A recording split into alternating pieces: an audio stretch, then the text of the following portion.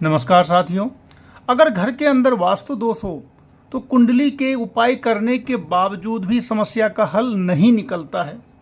तो इस तरीके से देखा गया है कि अगर कहीं पे किसी के घर में अगर वास्तु दोष है और अगर उसकी कुंडली में पकड़ में नहीं आ रहा है फिर भी वो समस्या बरकरार है तो वो वास्तु दोष काफ़ी प्रबल हो जाता है, वो नेगेटिव इफेक्ट ज़्यादा देने लगता है। तो आज के इस वीडियो को अगर आप सुन लेंगे, देख लेंगे, तो जो मेन वास्तु जो होती है, जो सबसे प्रमुख होती है, इतनी बातें अगर आप जान लें तो निश्चित रूप से वास्तु दोष का जो 90% जो समस्या है वो मकान का दूर हो जाता है। बस आपको इतना जान लेना है कि वास्तु दोष जो प्रबल होते हैं, वैसे तो बहुत सारे वास्तु दोष होते हैं, लेकिन जो प्रबल वास्तु दोष होते हैं उसमें सबसे पहला नंबर आता है बंद गली का आखिरी मकान कभी नहीं लेना चाहिए। मित्रों, बंद गली का आखिरी मकान अगर है कहीं पर तो उसमें रहने से हर तरह से समस्याएं आती हैं। उस घर में रहने वाले लोगों के साथ समस्या आती है, किसी न किसी प्रकार से समस्या आती ही रहती है, शारीरिक आर्थिक मानसिक परेशानी चलती रहती है। और बंद गली का आखिरी मकान जो होगा वो ऐसा होगा कि वहां जाने के उस मकान के बाद सीधा वो गली बंद होगी। कभी कभी ऐसा भी होता है कि गली तो बंद है, वहां पर एक गेट है, अगर गेट लगा हुआ है तो ये दोष टूट जाता है। लेकिन अगर गली जाकर के आगे एक रास्ता बंद हो जाता है और वहां पे आखिरी मकान है तो वो मकान आपको नहीं लेना चाहिए, उसमें नहीं रहना चाहिए। अगर कोई उसमें रह रहे हैं तो वास्तु देवता की पूजा करके आपको उसकी शांति करनी चाहिए। दूसरी बात यह है कि मकान आपने ले लिया, सबसे जो प्रमुख वास्तु दोष होता है मित्रों वो टॉयलेट का होता है। अगर किसी भी मकान में अगर टॉयलेट नॉर्थ ईस्ट के कोने में है, यानी कि ईशान कोण में अगर गलती से बना हुआ है, बिल्डर ने बना रखा है या आपने ही बना रखा है, तो ये भयंकर वास्तु दोष देता है। ईशान कोण होता है क्या? आपका जो मकान है उसके मकान के सामने जो पूरब और बाएं हाथ की तरफ उत्तर, तो उत्तर और पूरब का जो कोना है वही ईशान कोण है, यानी कि नॉर्थ ईस्ट। तो नॉर्थ ईस्ट के कोने में अगर टॉयलेट है तो ये बहुत बड़ा वास्तु दोष होता है। इसकी वजह से घर के अंदर ऐसी समस्या छिपी रहती है जो कभी कभी तो ऐसा होता है कि आपको पता भी नहीं चलता कि ये समस्या मेरी लंबे समय तक चली आ रही है और उससे आदमी निकल नहीं पाता। तो निश्चित रूप से आप अपने घर में देखें कि किसी भी हाल में नॉर्थ ईस्ट के कोने में टॉयलेट नहीं होना चाहिए। इसके बाद कुछ चीजें कुंडली के अंदर भी होती हैं, उनको अगर आप ध्यान से देख लें कि लग्न में अगर आपका शनि बैठा हुआ है, लग्न में शनि हो, 7वें और 10वें घर में, 7वें और 10वें घर में अगर कोई प्लैनेट बैठा हुआ है और लग्न में शनि है तो आपको अपने नाम से मकान नहीं बनवाना चाहिए।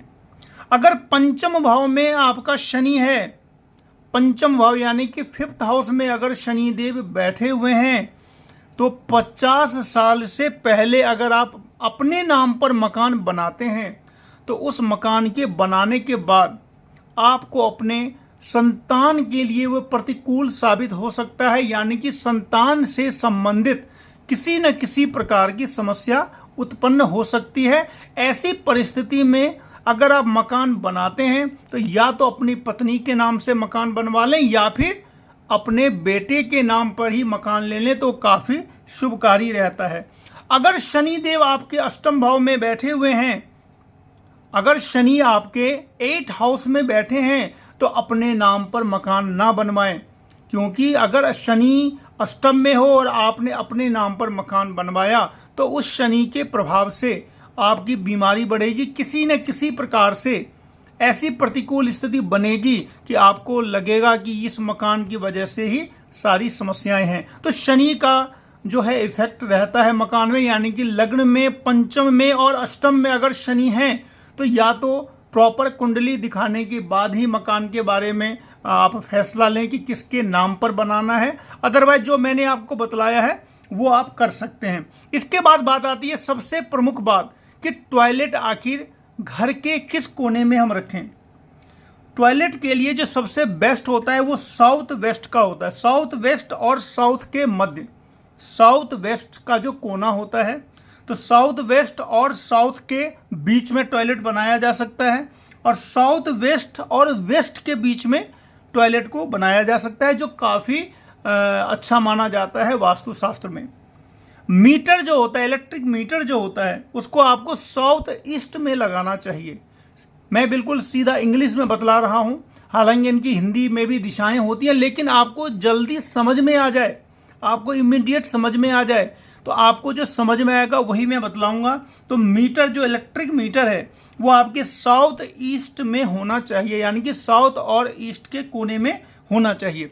पूजा घर जो है आपका वो नॉर्थ ईस्ट के कोने में होना चाहिए, यानी कि ईशान कोण। स्टडी रूम जब आप बनाएं अपने घर में तो उसको ईस्ट डायरेक्शन में दें। सीढ़ियां जितनी भी हों घर के अंदर वो हमेशा ऑड नंबर में, और कितनी भी आप दे सकते हैं, लेकिन वो ऑड नंबर की हों।